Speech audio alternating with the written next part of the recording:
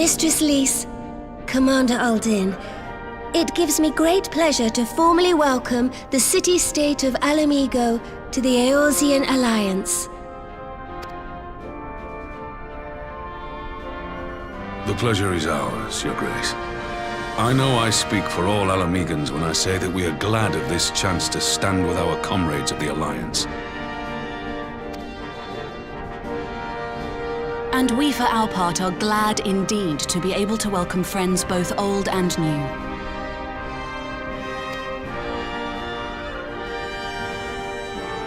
Lord Hien of Doma, at your service. Pray, accept my heartfelt thanks for your generous invitation. Nay, 'tis we who must thank you for journeying so far. And 'twould be remiss of me not to acknowledge the part the Scions of the Seventh Dawn have played in bringing all of us together.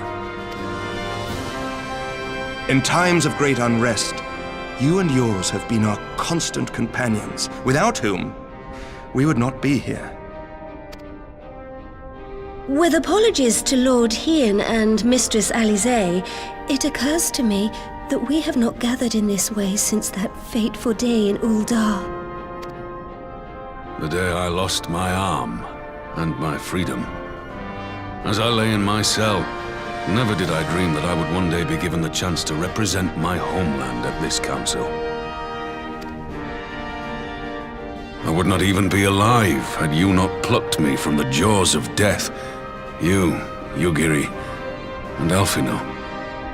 Would that the lad could be with us.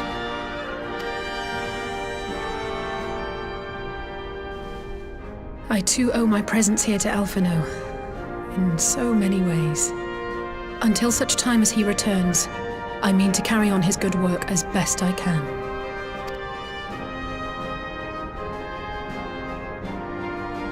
Come, friends. Let us leave the past in the past and turn our eyes to the future. My Lord Hien, pray, tell us how things stand in the East.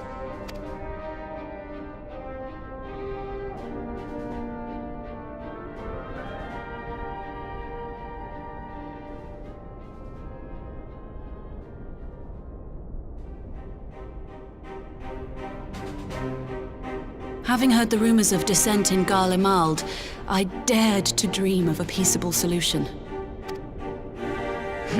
The Empire will not so easily change its ways. If the Garleans have a mind to take back Doma and Alamigo, we'll be hard-pressed to stop them, even with the might of 6 nations. But while we lack the strength to fight the tide, a course may yet present itself, if we read the winds aright. The winds suggest but one course to me. One which leads from the sea unto the river and thence to the source of all our woes. The Ascians. Indeed. All here have felt their blighted touch. It was the bringers of chaos who nurtured the Archbishop's tyrannical ambitions. They who bestowed upon him the secrets of summoning, as they have so many others before and since. And while they remain, we shall know no peace. Our objective is clear. The question is how to achieve it. That our enemy parades about in Xenos' skin poses problems in itself, but ere we get to them, how are we to infiltrate the Empire and get close enough to strike?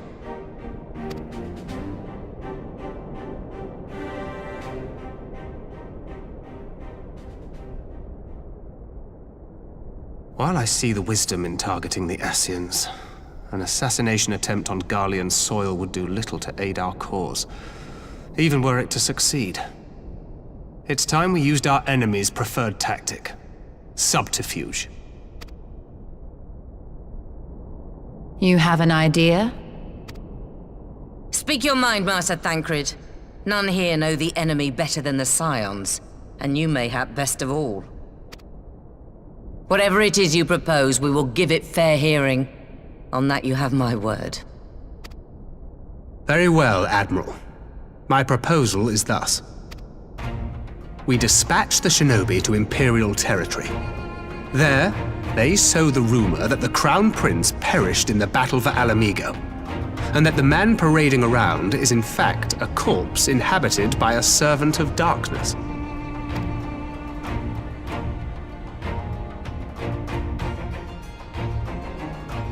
Well, it does have the ring of truth about it. And were the Garleans to learn that their future ruler is a puppet, the Empire would be shaken to the core. But at the risk of sounding stupid, would they actually believe such an unlikely story? I didn't. Ordinarily not. But prior to his miraculous recovery, rumors of Xenos' death had already begun to circulate around the Empire. Ultimately, however, what the masses believe is not our chief concern. Our true objective is to create an opening for rival factions within Garlemald to exploit. Just as a war of succession erupted in the wake of Emperor Solus's death. A war which raged until but recently, plunging the Imperial House into disarray as nephew and uncle grappled for the throne. It is no coincidence that one of Varus's first acts as Emperor was to name Xenos heir apparent, family feuds being so tiresome when armies are involved. Not all welcomed his choice of successor, however. There is no shortage of individuals who aspire to the throne, who would jump at any chance to seize power. The news that Xenos is not only dead, but a puppet to diabolical forces, would be too enticing to ignore. The Empire would not be quick to recover from a second war of succession. I am no stranger to infiltrating Imperial territory. With a team of operatives gathered from among the Alliance's finest, the plan should have a reasonable chance of success. Doma already has shinobi in place throughout the provinces. We stand ready to act, and act we must. What say you all?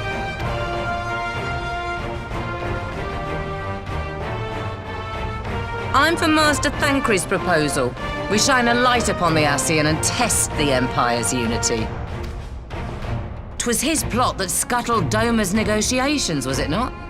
Why then, if we can eliminate him, there may yet be a chance for peace. Let us wage this war of subterfuge, that we may one day lay down our arms. Gods know we never will while the Ascians remain.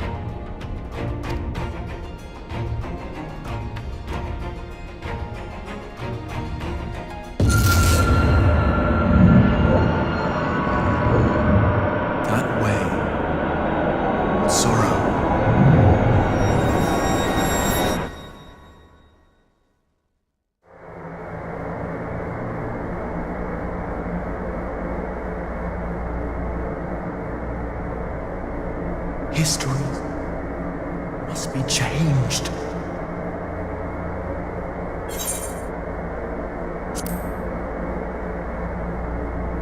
Ahead looms a calamity.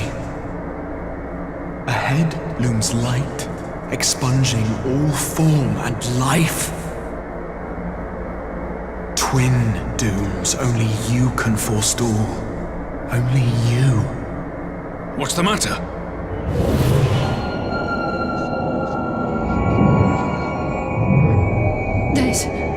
There's a voice!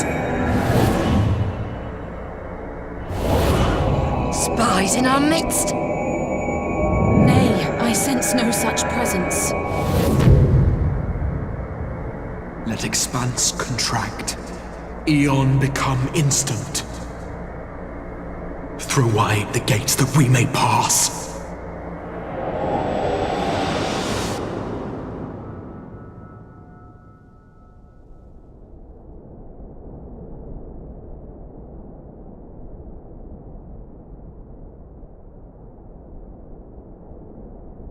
Is it over? Master Thancred!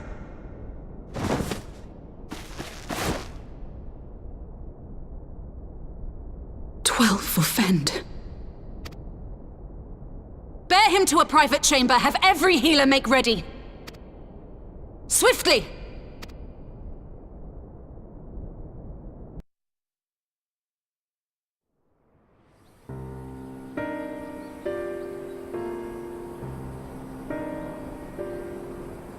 Master Thancred remains in slumber. Though his vital signs appear stable, he's unresponsive.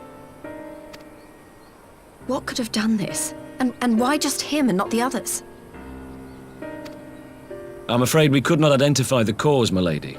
Our examinations revealed no wounds, nor the presence of any poisonous substances. Gods, that only makes it worse. You're to let us know the moment there's any change, all right?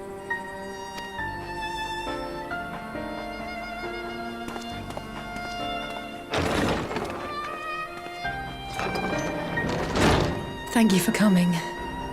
Knowing Thancred, he would apologize for being otherwise engaged at so crucial a juncture. In gifting us a course of action, Thancred sowed the seed of all that is to follow. We have but to nurture it as best we can. To him, I would say, rest easy, that he may wake to enjoy the fruits of our labors. Now, the matter of the mysterious voice must not be forgotten. Will you tell me exactly what happened? Alizé and I heard a voice in the moments before Thancred collapsed. It was accompanied by a severe headache, as if something were clutching at our minds. Did you experience the same thing?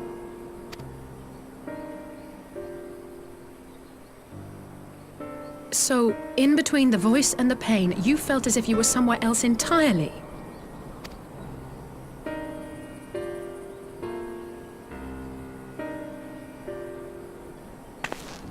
Your testimony confirms my suspicion. That which you experienced was, I believe, your soul being plucked from your flesh. Called. Called?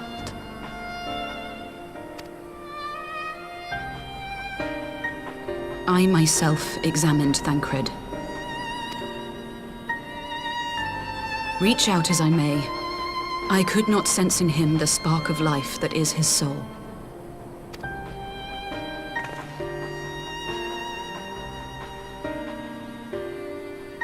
That Thancred alone was stricken so is likely due to his heightened sensitivity to the effects of ether, a consequence of his prior possession by the Ascian La Hebrea.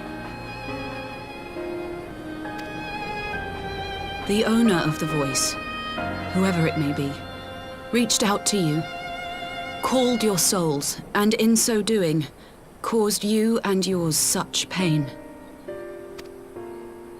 But if that's true, where exactly are we being called to?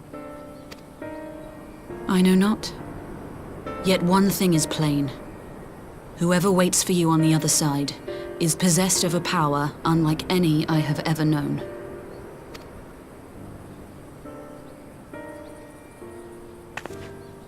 Forgive us, Lys, but may we leave Thancred in your care for a time? As if you had to ask. I may not be a scion anymore, but I'm no less a friend. Don't worry. I'll see to it that Thancred's well looked after. Just focus on solving this mystery, all right? Thank you, Lys. As the Elder Seedseer says, 'tis no ordinary individual we are dealing with. Nor can we discount the possibility of Ascian involvement. Whoever or whatever is behind this, the sooner we find out, the better.